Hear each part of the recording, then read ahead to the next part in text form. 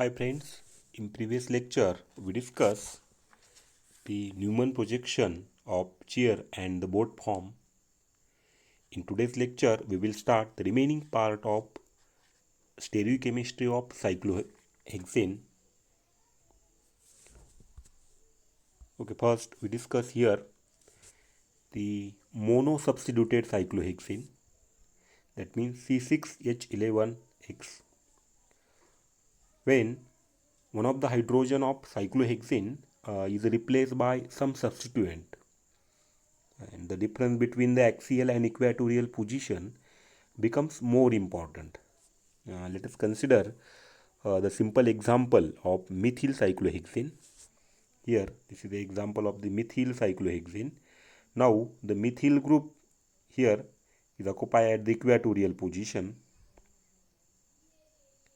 in the E conformation, or the axial position in the A conformation. Okay.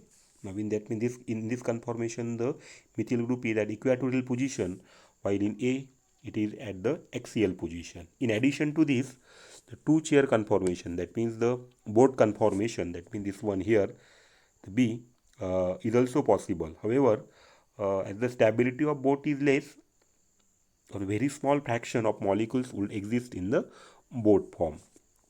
Now the E is converted into B by using here we have to stretch this carbon here, and that means ring clipping, and we get the boat form. Okay, now then this boat form, this carbon stretch downward and we get the chair form. Okay, that means this is a simple conversion to chair to again chair. Okay, now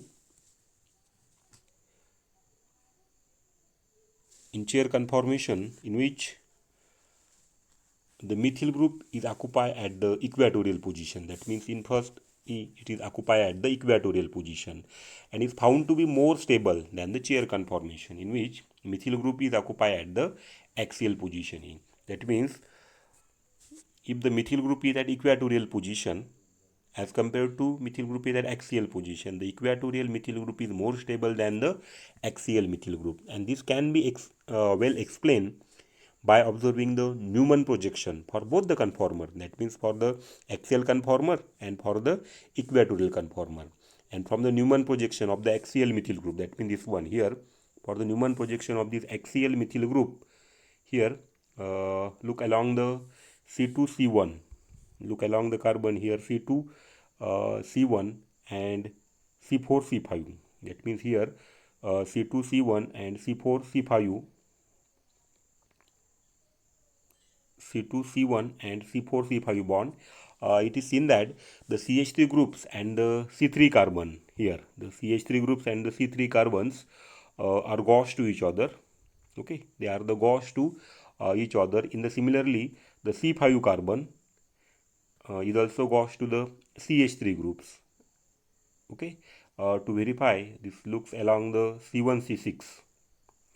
C1C6 bond axis and draw the Newman projection. When we draw the Newman projection here at 2 number, this is front side carbon, and circle, it is the back side carbon. That means this is 1 and this is 2. Okay, now then this 2 is joined to 3, 4 is front side, and here back side carbon, 5th carbon, and 5th is joined to the 6th. Okay, now these Gauss interaction are similar to the Gauss interaction in N-butane.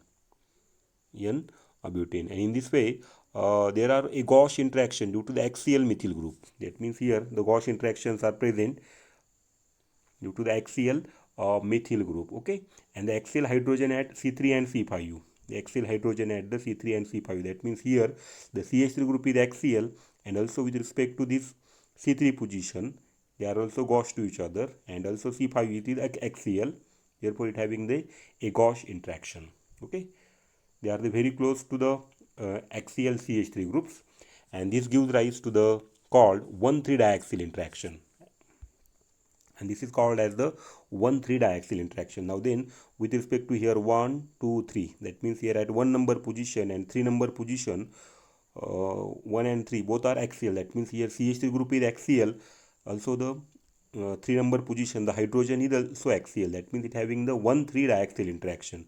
Also the 1,3 diaxial interaction between here 1 and 5th number hydrogen. That means here 1, 2, 3. Therefore they are also a 1,3 diaxial interaction. And due to presence of this 1,3 diaxial interaction, it is less stable. Okay. This is a Gauss-Butane arrangement in axial methyl cyclohexane. And when the CH3 group is occupy equatorial position, that means this way, when they occupy at the equatorial position, the 1,3 diaxial interaction and the Gauss interactions are absent. When the methyl group is at equatorial position, at that time there is absence of the 1,3 diaxial interaction and the Gauss interactions are absent. As a result of, equatorial isomer is more stable. That means having the less energy than the axial isomer. We have already seen that the potential energy difference between the Gauss and the anti-form of N-butane is about 0.9 kilocalorie per mole. And the corresponding difference between the axial and equatorial conformation of methyl cyclohexane should be twice as a great, that is 1.8 kilocalorie per mole.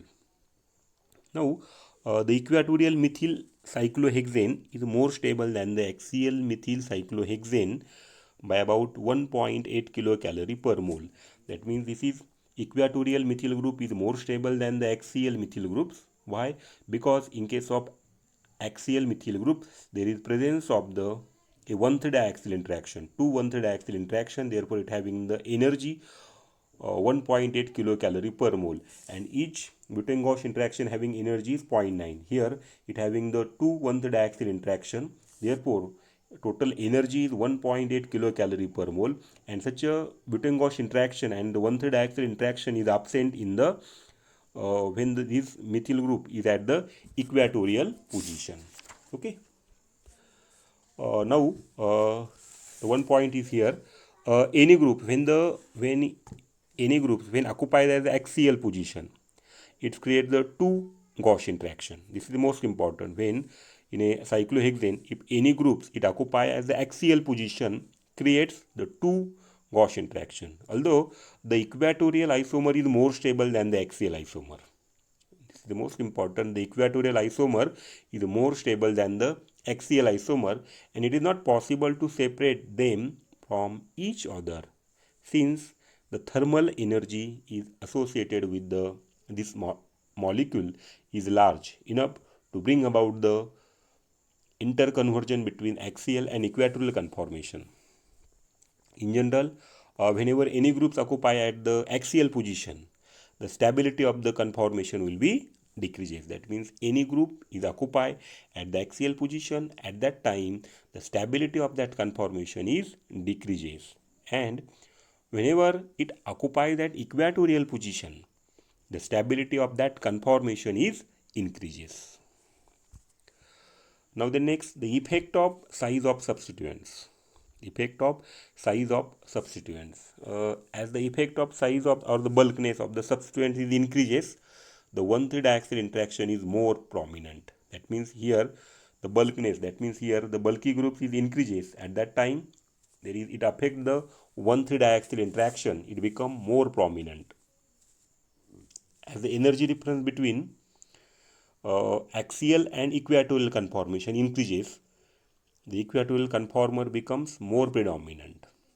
Okay, and this indicates the difference in the energy for the axial and equatorial isomer for the mono-substituted cyclohexane.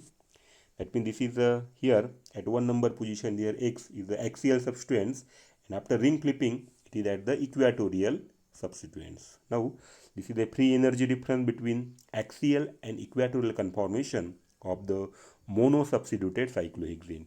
Here, the substituents and the free energy difference are given below. That means here cyanide, fluorine, iodine, this type of substituents are present. That means the bulkness or the size of the substituents increases, it affects the 1/3 diaxial interaction. Okay, this is a simple point here. Look at this chart here. Cyanide, the energy difference is 0.2, and we will consider here the CH3 is 1.8, C2H5 1.9. Here Here the isopropyl group is 2.2, tertiary butyl groups approximately 4.0. Now, then the next tertiary butyl cyclohexane, that is the locking up conformation. Tertiary butyl, that means when the tertiary butyl cyclohexane group is present, it is called as the locking up conformation. When we have the heavily crowded substrates such as the tertiary bulkyl groups, tertiary butyl groups is present, the 1,3-diaxial interaction in the axial conformations are so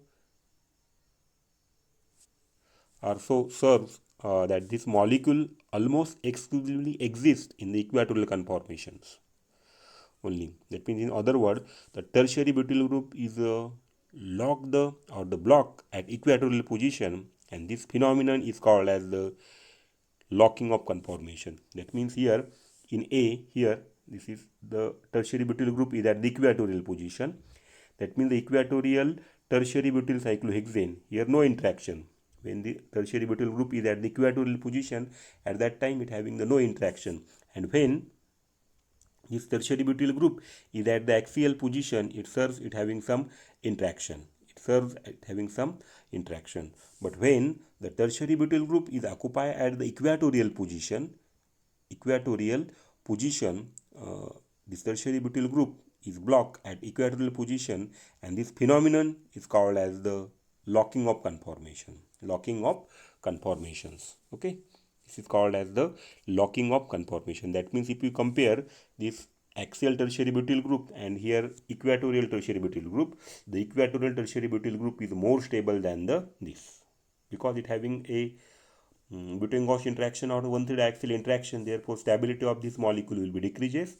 Therefore, the equatorial tertiary butyl cyclohexane is more stable than this. Now then, this equatorial tertiary butyl cyclohexane here, and if you convert this equatorial converted into axial, it having some